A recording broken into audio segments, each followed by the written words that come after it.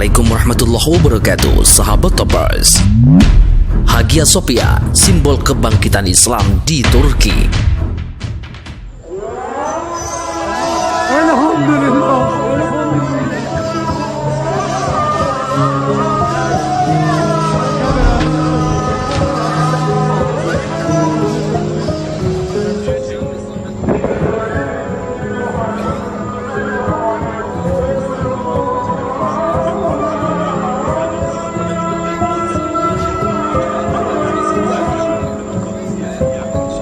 Menara Eiffel itu akan dikumandangkan azan sehingga seluruh Eropa itu akan Islam. Allahu Akbar. Dan itu janji Sayyidin, kalian akan menguasai Konstantinopel. Orang kafir senyum mengejek Muhammad, gila, Majnun, error ente, mana bisa menguasai Konstantinopel, waktu itu kota yang paling besar. Temukan jawabannya di dalam video ini.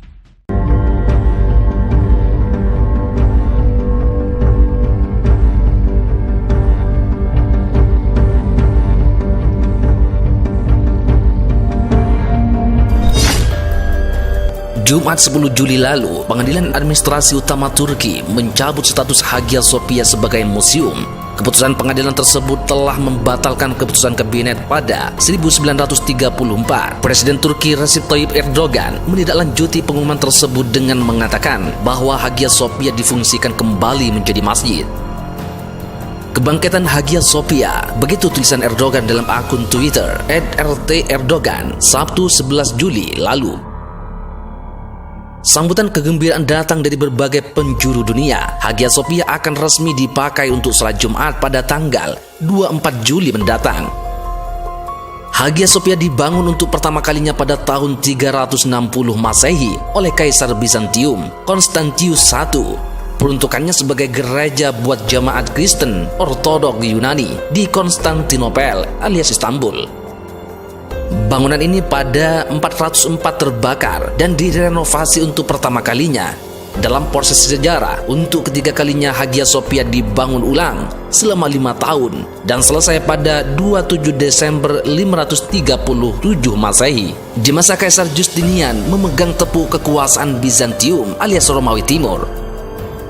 Ketika pada 1453, Sultan Muhammad Al-Fatih alias Mehmed II dari dinasti Ottoman menguasai Konstantinopel. Hagia Sophia difungsikan sebagai masjid, nama Konstantinopel diganti menjadi Istanbul. Di bawah Kesultanan Ottoman, Hagia Sophia juga mengalami beberapa kali perbaikan dan perluasan. Pada tahun 1935, di masa Presiden Mustafa Kemal Atatürk yang sekuler itu, Hagia Sophia dijadikan museum. Pada tahun 1985, UNESCO menetapkan Hagia Sophia sebagai warisan dunia dan menjadi tujuan wisata dunia. Oleh sebab itu, ketika Hagia Sophia difungsikan kembali menjadi masjid, banyak pihak yang keberatan, termasuk UNESCO. Alasannya sederhana, mereka khawatir masjid tersebut tak lagi bisa dikunjungi oleh wisatawan. Tetapi kekhawatiran tersebut tidak perlu karena pemerintah Turki menjamin bahwa wisatawan asing, baik muslim maupun non-muslim, tetap bisa mengunjungi Hagia Sophia. Nantinya, peran Hagia Sophia seperti Katedral Notre Dame di Perancis. Selain sebagai tempat ibadah, ia juga merupakan objek tujuan wisatawan. Begitu pula dengan Masjid Kol Sharif yang dikenal juga sebagai Masjid Biru yang ada di kota Kazan, ibu kota Tatarstan. Sekitar 820 km sebelah timur Moskow, Masjid Kol Sharif berada di Kazan, Kremlin dan dibangun pada abad ke-16. Kota Kazan adalah kota paling penting di Rusia dan penduduknya mayoritas beragama Islam. Di Masjid Kol Sharif ini, masjid terbesar yang ada di Rusia. Selain dipakai ibadah oleh umat Islam, wisatawan non-muslim pun bisa mengunjungi masjid ini. Tentunya dengan protokol yang telah ditetapkan oleh para pengurusnya. Antara lain, bagi mereka yang non-muslim, masuk masjid dengan alas kaki yang telah disediakan oleh pengurus, berupa sandal dari plastik. Hal ini untuk menjaga kesucian masjid ini. Bagi yang muslim, tentu saja bisa bebas tanpa alas kaki setelah terlebih dahulu mengambil wudhu dan dalam keadaan suci.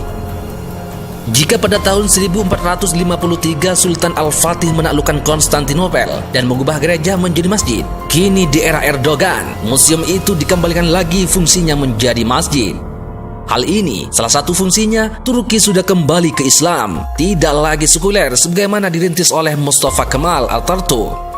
Merujuk pada pernyataan Erdogan, kebangkitan Hagia Sophia adalah kebangkitan Islam untuk dunia. Wallahu a'lam. Al-Islam ya'lu, Islam tetap akan tinggi, wala yu'la alaih, Islam akan terbang tinggi di atas menara Eiffel. Kita bermimpi nanti suatu saat dari atas menara Eiffel itu akan dikumandangkan azan sehingga seluruh Eropa itu akan Islam. Allahu Akbar. Dan itu janji Sayyidina Muhammad sallallahu alaihi wasallam. La taqta'unnal Konstantinia, kalian akan menguasai Konstantinopel.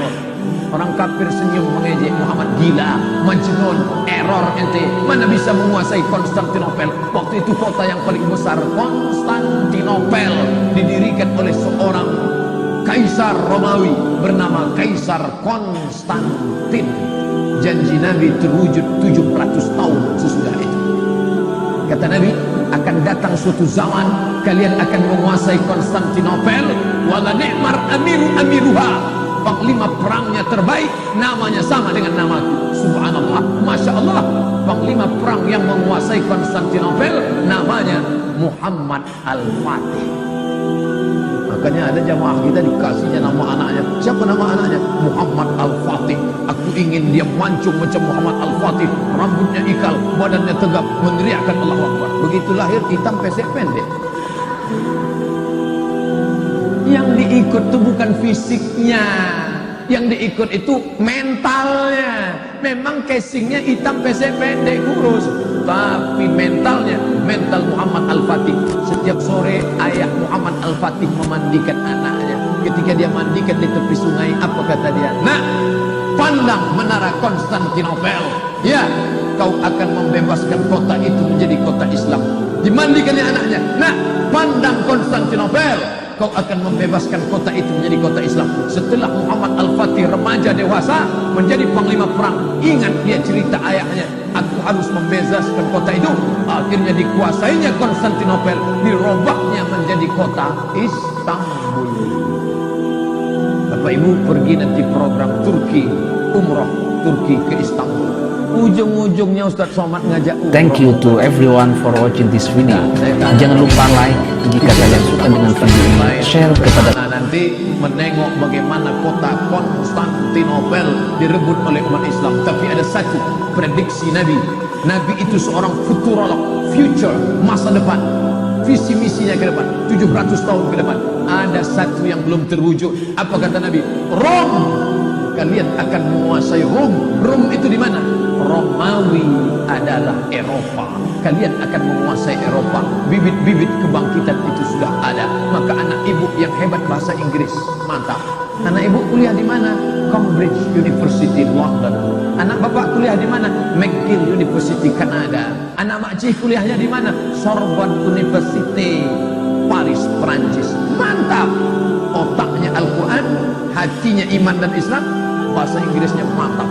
Ini anak-anak umat Islam ini enggak gaya barat. Diajak bahasa Inggris menganguh. Where are you come from? La ilaha illallah. SMP 3 tahun bahasa Inggris, SMA 3 tahun bahasa Inggris, kuliah 4 tahun bahasa Inggris, 10 tahun bahasa Inggris. Naik pesawat yang bisa ditangkap cuma 3. Good morning, ladies and gentlemen, thank you. Silakan. Makanya tidak ada yang bisa menguasai Islam di ke depan. Orang yang hebat bahasa Inggris, hebat bahasa Arab, Asmaul Husna di kepalanya. Setiap dia diajak ke Masjid Agung, dia ingat Al-Muhaimin, Al-Jabbar, Al-Mutakabbir, Al-Khaliq. Kalau saya membaca Al-Asmaul Husna ini kuat suaranya. Al-Muhaiminul Azizul Jabbarul Mutakabbirul Khaliqul Bari'ul Musawwirul Ghafar. Kemarin 2 hari yang lalu acara pesantren Ramadan dengan ibu-ibu pengajian di Panam. Lama saya datang, dinyanyikan mereka. Ya Rahman, Ya Rahim, Ya Malik, Ya Qudus, Ya Salam, Ya Mu'min, Ya Muhaimin, Ya Aziz. Pas saya sampai, Ya Ahad, Ya Somad. Bapak Ibu yang dimuliakan Allah, seni kaligrafi Islam Anak ibu punya bakat seni, silakan. Tengok cantiknya, Masya Allah. Innama ya'muru masajidallah man amana billah wal yawmil akhir wa aqama salata wa ata zakat wa lam yakhsha illallah fa asa ulaika yakuna minal muhtadin. Surat At-Taubah ayat 18. Kapan ini ditulis? 18 Maret 2003, tanggal 14 Muharram 1423. Yang menulisnya siapa? Muktamar. Ustaz kok tahu? Itu tanda tangannya, Muktamar. Meninggal orangnya, sekarang masih hidup. Andai meninggal, tulisan tetap ada. Siapa yang meloloskan APBD-nya? Siapa? Ini menolong agama Allah. Tolong agama Allah dengan kekuasaan yang ada di tangan kita. Intan surullah, kalau kau tolong agama Allah, yang surkum, dia akan menolong kamu. Wa yutsabbit aqdamakum. Yang punya tanah, ibu punya tanah, iya. Tanah apa nih? BKOE. Tanah apa nih? BKMT. Dirikan di atasnya, tak banyak, 3 lokal saja. SMP kelas 1, SMP kelas 2, SMP kelas 3, SMP IT BKOE, SMP IT PKK, SMP IT BKMT, SMP IT macam-macam, sudah bisa menyelamatkan anak umat Islam 120 orang. 40, 120 sudah selamat. Kristenisasi, liberalisasi, komunisasi, rusak kepala anak-anak kita. Masuk pagi, pulang sore, full day. Masuk jam 8, pulang jam 4, tamat SMP, hafal Quran 3 juz, juz 30, juz 1, juz 29. Masuk SMA IT, tambah lagi. Insya Allah tamat SMA, anak Riau hafal Quran 6 juz. Berapa hafalan Qurannya? 6 juz. Dulu 3 juz, juz pokat, juz melon, juz mangga. Sekarang sudah Al-Quran di kepalanya. Berapa pelajaran agamanya? 5 pelajaran agama.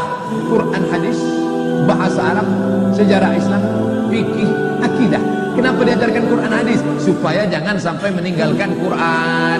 Kenapa diajarkan bahasa Arab? Supaya dia ngerti apa yang dia baca dalam sholat, supaya dia paham apa yang dia baca dalam Yasin. Tak ada orang sholat pakai bahasa Inggris. Sampai hari ini belum ada orang Riau sholat pakai bahasa Inggris. Inna sholati, my praying, wa mahyaya, my life, wa mamati, my die, lillahi ta'ala, for you, oh my God. Tak ada. Ajarkan dia Quran hadis, ajarkan bahasa Arab, ajarkan akidah akhlak, lurus akidahnya, tidak menyembah batu, tidak menyembah cincin, tidak ikut sekuler, tidak ikut liberal.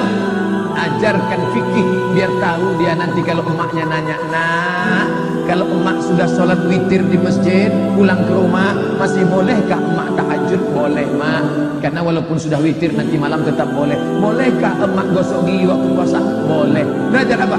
Fikih. Ini semua mesti ditanamkan. Ajarkan sejarah Islam supaya apa?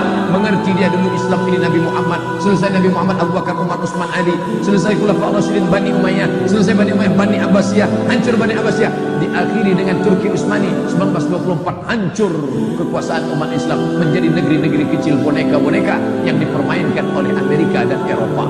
Mengerti dia sejarah agamanya, mengerti dia sejarah negerinya, itu dimasukkan ke dalam sekolah umum.